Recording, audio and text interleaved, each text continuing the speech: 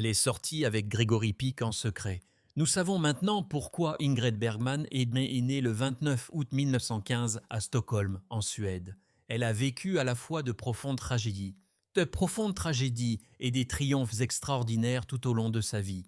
La perte de sa mère alors qu'elle n'avait que 3 ans et de son père à l'âge de 13 ans l'a laissée orpheline à un jeune âge. Mais même dans son enfance, Ingrid a fait preuve d'une résilience et d'une détermination qui allait de plus tard définir sa carrière.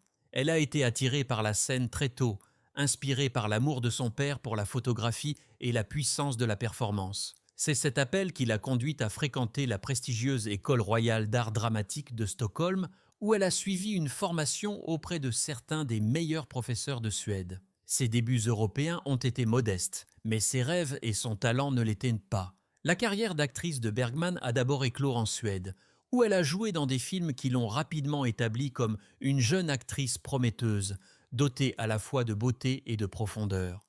Contrairement à de nombreuses stars de l'écran de son époque, elle a refusé de se confiner à des rôles glamour et superficiels. Au lieu de cela, elle a recherché des personnages à la complexité émotionnelle qui lui ont permis de prouver que son talent artistique allait au-delà de son apparence saisissante. C'est cet engagement envers l'authenticité qui a attiré l'attention des producteurs américains. En 1939, elle a été invitée à Hollywood pour refaire en anglais son succès suédois, Intermezzo, marquant ainsi ses débuts américains. Presque instantanément, elle a conquis le cœur du public et des critiques. Ce qui la distinguait à Hollywood, c'était son style de jeu naturel et discret, qui contrastait avec les performances plus théâtrales populaires à l'époque. Elle est devenue célèbre non seulement pour sa beauté éthérée, mais aussi pour sa sincérité à l'écran, une qualité qui a fait d'elle l'une des actrices les plus admirées de sa génération. Les années 1940 sont devenues une décennie d'or pour Bergman, car elle a assumé des rôles qui allaient graver son nom dans l'histoire du cinéma. Sa performance dans Casablanca en 1942, aux côtés de Humphrey Bogart, reste l'un des couples les plus emblématiques du cinéma. Le film lui-même devenant un classique intemporel. Elle a ensuite joué dans Gaslight en 1944, qui lui a valu le premier de ses 3 Oscars, prouvant ainsi son éventail et sa profondeur en tant qu'actrice. D'autres performances exceptionnelles dans les thrillers d'Alfred Hitchcock, Spellbound 1945 et Notorious 1946, ont encore renforcé son statut de grande dame dotée à la fois de mystère et de grâce. Pendant cette période, elle est devenue un symbole de l'élégance hollywoodienne, mais aussi de la sophistication internationale, incarnant à la fois le glamour et la vulnérabilité émotionnelle d'une manière que le public trouvait irrésistible. Au milieu des années 1950, Bergman a organisé l'un des retours les plus remarquables de l'histoire du cinéma. De retour à Hollywood, elle a livré une performance puissante dans Anastasia, 1956, qui lui a valu un autre Oscar et a rétabli sa réputation comme l'une des plus grandes actrices de son temps. À partir de ce moment-là, elle a continué à équilibrer les projets internationaux avec les films américains, construisant une carrière qui a traversé les continents, les langues et les décennies. Sa polyvalence était inégalée, car elle passait sans effort des drames historiques aux thrillers, des études de personnages intimes aux grandes épopées. Plus tard dans sa vie, elle a livré une performance émouvante dans Le Crime de l'Orient Express en 1975, qui lui a valu un 3e Oscar, prouvant que son talent artistique perdurait même lorsque de nouvelles générations d'actrices ont émergé. L'un de ses derniers triomphes a été d'incarner la légendaire Golda Meir dans le téléfilm Une femme nommée Golda, 1982, pour lequel elle a reçu des prix Emmy et Golden Globe. La vie personnelle d'Ingrid Bergman a souvent été aussi dramatique et captivante que les films dans lesquels elle a joué. Et ces 3 mariages ont reflété différentes phases de sa vie, de sa carrière et de son image publique. Son premier mariage a été avec Peter Aron Lindström, un dentiste suédois, puis neurochirurgien, qu'elle a épousé en 1937. À cette époque, Bergman était encore au début de sa carrière d'actrice en Suède et Lindström lui a apporté un sentiment de stabilité et de normalité au milieu de sa célébrité croissante. Ensemble, ils ont eu une fille, Pia Lindström, née en 1938. Au fur et à mesure que la carrière de Bergman s'étendait à l'échelle internationale et qu'elle se lançait dans les films hollywoodiens, son mariage avec Lindström a commencé à souffrir de longues séparations, d'ambitions conflictuelles et des pressions accablantes de la célébrité. À la fin des années 1940, leur relation était profondément tendue et leurs différences sont devenues plus apparentes lorsque Bergman a commencé à travailler à l'étranger pendant de longues périodes. Leur mariage s'est finalement terminé par un divorce en 1950, une séparation qui a coïncidé avec l'un des chapitres les plus controversés de la vie personnelle de Bergman. Presque immédiatement après son divorce d'avec Lindström, Bergman a épousé Roberto Rossellini, le réalisateur italien avec qui elle avait entamé une liaison très médiatisée. Leur relation est devenue un scandale mondial, en grande partie parce que Bergman était non seulement marié à l'époque, mais aussi parce qu'elle est tombée enceinte avant que son divorce d'avec Lindström ne soit finalisé. Dans l'Amérique conservatrice de l'après-guerre, ce comportement était considéré comme choquant, et Bergman a été vivement critiqué, allant même jusqu'à être dénoncé à la tribune du Sénat américain comme une puissante influence du mal. Malgré les réactions négatives, Bergman et Rossellini se sont mariés en 1950, entamant ainsi un partenariat professionnel et personnel. Elle a joué dans plusieurs de ses films, dont Stromboli 1950, Europe 51 1952 et Voyage en Italie 1954, qui sont devenus des jalons du néoréalisme italien. Le couple a eu 3 enfants ensemble, un fils, Renato Roberto Ronaldo Gusto Geppe Robin, et des jumelles, Isabella et Isotta, nées en 1952. Leur mariage, cependant, a souvent été tumultueux. La nature dominatrice de Rossellini, ses fréquentes infidélités et les pressions liées à la combinaison du travail et du mariage ont conduit à une discorde croissante. Après 7 années orageuses, leur relation s'est effondrée et ils ont divorcé en 1957. Bergman a contracté son 3e mariage l'année suivante lorsqu'elle a épousé Lars Schmidt, un producteur de théâtre suédois qui a contribué à présenter de nombreuses productions théâtrales au public en Europe et en Amérique. Mariés en 1958, leur relation a été plus stable que ses précédentes unions, offrant à Bergman compagnie et soutien alors qu'elle poursuivait sa carrière sur scène et à l'écran. Schmidt était profondément impliqué dans le monde du théâtre et partageait la passion de Bergman pour les arts de la scène, ce qui faisait de lui un partenaire qui comprenait les exigences de sa profession. Leur mariage a duré 17 ans, soit beaucoup plus longtemps que les précédents, mais finalement, ils se sont également éloignés l'un de l'autre. Le couple a divorcé en 1975, mais ils seraient restés en bons termes après leur séparation. Pendant de nombreuses années, des rumeurs ont circulé autour de la vie personnelle d'Ingrid Bergman, en particulier pendant l'âge d'or de sa carrière hollywoodienne. Parmi les rumeurs les plus intrigantes, il y a eu sa brève mais passionnée romance avec Gregory Peck. Tous deux étaient des stars adorées à l'échelle internationale, connues pour leur talent, leur charisme et leur capacité à donner vie à des personnages inoubliables à l'écran. Pourtant, ce que la plupart des gens ignoraient à l'époque, c'est qu'Ingrid et Gregory partageaient une relation secrète qui était délibérément cachée au regard du public. Ce n'est que bien plus tard que Bergman elle-même, dans des réflexions franches, a admis qu'il y avait effectivement plus que du respect professionnel entre eux. Et Bergman a expliqué la situation délicate avec une honnêteté qui fait depuis partie de son mystère. Gregory était l'un des hommes les plus gentils que j'ai jamais rencontrés, mais nous savions que le monde n'était pas prêt à ce que nous soyons ensemble, a-t-elle avoué un jour. À l'époque, les deux stars étaient mariées, et le système rigide des studios d'Hollywood rendait presque impossible la survie au scandale. Les studios investissaient massivement dans la protection de l'image saine de leurs stars, et toute allusion à une inconduite pouvait mettre en danger leur carrière. Ce n'était pas une époque où l'on pouvait vivre ouvertement.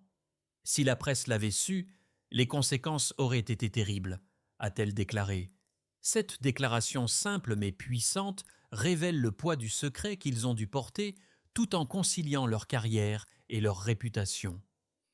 L'alchimie entre Bergman et Peck a jailli pour la première fois lors du tournage de Spellbound en 1945, réalisé par Alfred Hitchcock. Leur rôle l'exigeait par une intimité qui brouillait la frontière entre le jeu d'acteur et la réalité. Nous étions attirés l'un par l'autre d'une manière qui semblait tout à fait naturelle, se souvient Bergman. Parfois, l'écran reflète ce qui se passe dans la vie et avec Grégory, la connexion était indéniable. Leur performance rayonnait d'authenticité, ce que le public ressentait, mais seuls les deux savaient quelle part de cette passion venait d'une émotion réelle. Bergman et Peck étaient pris entre le devoir et le désir. Peck avait une femme, Greta Kukkinan, qu'il avait épousée en 1942, et Bergman était marié à Peter Lindström, avec qui elle avait une jeune fille, Pia. Leurs vies privées ont créé des barrières et que ni l'un ni l'autre n'étaient prêts à détruire, malgré les sentiments profonds qu'ils partageaient. Bergman a admis plus tard « Il y a des moments dans la vie où votre cœur a envie de bondir, mais votre conscience vous retient.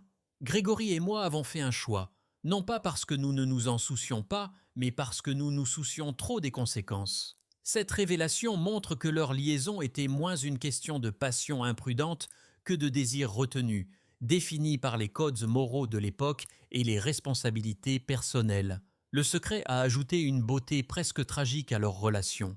Ils volaient des moments de calme sur le plateau, échangeant des regards et des conversations qui portaient plus de poids que les mots. Nous riions beaucoup ensemble. Parfois, le rire était la seule façon de cacher ce que nous ressentions vraiment, a déclaré Bergman. Pourtant, en dehors des limites du studio, ils retrouvaient leur rôle et de mari et de femme dans leurs foyers respectifs, gardant leurs émotions bien cachées. Rétrospectivement, Bergman a réfléchi à la façon dont ce chapitre de sa vie, bien que fugace, était inoubliable. « Grégory aura toujours une place spéciale dans mon cœur », a-t-elle avoué des années plus tard. Nous ne pouvions pas continuer, et c'était peut-être pour le mieux, mais ces jours étaient remplis de tendresse que je n'oublierai jamais. Ces mots suggèrent un mélange de nostalgie et d'acceptation, reconnaissant à la fois l'impossibilité de leur situation et la beauté de ce qu'ils ont brièvement partagé. Le secret qui entoure leur romance en dit long sur Hollywood dans les années 1940. On attendait des stars qu'elles conservent en paix une image de perfection, et les désirs privés devaient souvent être enfouis sous des couches de contrôle. Pour Bergman, qui a ensuite fait face à un scandale lors de sa relation avec le réalisateur italien Roberto Rossellini, la liaison cachée avec Peck préfigurait les luttes qu'elle endurerait lorsqu'elle choisirait l'amour plutôt que la réputation. Pourtant, dans le cas de Peck, la liaison est restée un souvenir discret, enfermé jusqu'à ce qu'elle laisse entrevoir un peu de vérité. En fin de compte, la romance secrète d'Ingrid Bergman et Gregory Peck n'était pas destinée à durer, mais elle ajoute une dimension poignante à leurs héritages respectifs. C'était l'histoire de deux étoiles lumineuses dont les vies se sont brièvement croisées d'une manière aussi authentique qu'interdite. Le respect et l'affection qu'ils ont conservés l'un pour l'autre, même après la fin de la liaison, en disent long sur leur lien. Les remarques candides de Bergman nous donnent non pas un scandale, mais une histoire humaine de retenue, de désirs et de choix compliqués qui accompagnent la célébrité. Pendant la représentation de La Constante épouse à Londres, au début des années 1970, la vie d'Ingrid Bergman a pris une tournure dramatique et dévastatrice. Au sommet de sa carrière théâtrale et toujours aimée dans le monde entier pour ses performances inoubliables dans Casablanca, Gaslight et d'innombrables autres, Bergman a fait une découverte qui allait modifier le cours de ses années restantes.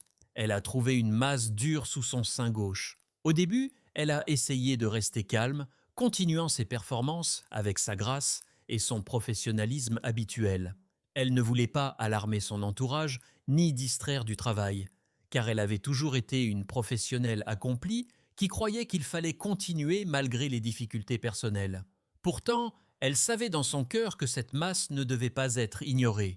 Le 15 juin 1975, elle est entrée dans une clinique londonienne où la masse a été retirée chirurgicalement. Pour nombre de ses admirateurs, L'idée de voir leur idole de l'écran subir une procédure médicale aussi sérieuse aurait été impensable. Mais Bergman y a fait face avec un courage tranquille, refusant de laisser sa maladie dicter chacun de ses mouvements. Son calvaire, cependant, était loin d'être terminé. Alors qu'elle travaillait sur Sonate d'automne d'Ingmar Bergman, le film intense et émotionnellement épuisant qu'il a associé à Liv Ullmann et a offert au monde l'une de ses plus belles performances, elle a découvert une autre masse. Cette découverte était particulièrement poignante car Sonate d'automne abordait les thèmes du vieillissement, de la mortalité et des relations familiales tendues, des questions auxquelles Bergman elle-même était confrontée dans sa vie privée. Malgré le tribut physique et émotionnel, elle est retournée à Londres pour subir une nouvelle intervention chirurgicale. Ce n'était pas des années faciles. Les batailles répétées contre sa maladie étaient épuisantes. Mais Ingrid Bergman a refusé de laisser le cancer réduire au silence son talent artistique. Presque immédiatement après, elle a commencé les répétitions de la pièce Waters of the Moon en 1968. Pour beaucoup, il semblait remarquable qu'après tant de douleurs et de chirurgie, elle soit encore capable d'apporter son magnétisme sur scène. Mais Bergman a toujours considéré le métier d'acteur comme sa vocation. Elle a dit un jour que monter sur scène lui donnait de la force, comme si le projecteur lui-même pouvait repousser les ténèbres qui s'amoncelaient dans sa vie privée. Malgré la progression implacable de sa maladie, Bergman a continué à accepter des travaux difficiles. En 1981, lorsqu'on lui a offert la possibilité de jouer Golda Meir, l'ancien Premier ministre d'Israël, elle n'a pas hésité. La mini-série télévisée. Une femme nommée Golda est devenue l'une de ses performances tardives les plus admirées, non seulement en raison du poids politique et historique du rôle, mais aussi parce que Bergman elle-même incarnait la même résilience, la même dignité et la même force de caractère que la femme qu'elle incarnait. À ce moment-là, sa maladie était avancée et elle savait que chaque jour était une bataille. Mais elle a insisté pour terminer le rôle, donnant au public un dernier aperçu de son éclat. Une fois le projet terminé, Bergman s'est finalement autorisée à se retirer. Elle s'est retirée discrètement dans son appartement de Cheyne Gardens, à Londres, un lieu qui est devenu son sanctuaire pendant sa chimiothérapie. Même dans l'isolement, elle est restée le sujet de la fascination du public. Des photographes se sont rassemblés devant son immeuble, campant sur le trottoir dans l'espoir de capturer des images de l'actrice légendaire dans ses derniers jours. Pourtant, Bergman, toujours consciente de sa dignité, s'est abstenue d'approcher la fenêtre de devant. Elle ne voulait pas que son état de faiblesse devienne un spectacle. Elle souhaitait que l'on se souvienne d'elle comme de la femme lumineuse qui avait captivé le public pendant des décennies. Pendant ce temps, sa maladie continuait à ravager son corps. Le cancer s'est propagé à sa colonne vertébrale, provoquant l'effondrement de sa 12e vertèbre, la laissant dans une douleur constante. Son poumon droit a complètement cessé de fonctionner, et seule une petite partie de son poumon gauche est restée utilisable. Respirer, bouger et même de simples tâches quotidiennes sont devenus des défis formidables, mais elle y a fait face avec le même stoïcisme tranquille qui avait défini sa vie. Enfin, le 29 août 1982, à minuit pile, Ingrid Bergman est décédée à Londres. Ironie du sort, sa mort est survenue le jour de son 67e anniversaire, comme si sa vie avait bouclé la boucle dans un dernier moment symbolique. Le monde a pleuré non seulement la perte d'une grande actrice, mais aussi la perte d'une femme qui avait enduré les scandales, l'exil, le triomphe et la maladie avec une grâce inébranlable. Pour ses admirateurs, sa mort a marqué la fin d'une époque. Elle avait vécu sa vie avec intensité, avec courage et avec une dignité telle que son héritage perdurerait longtemps après son décès.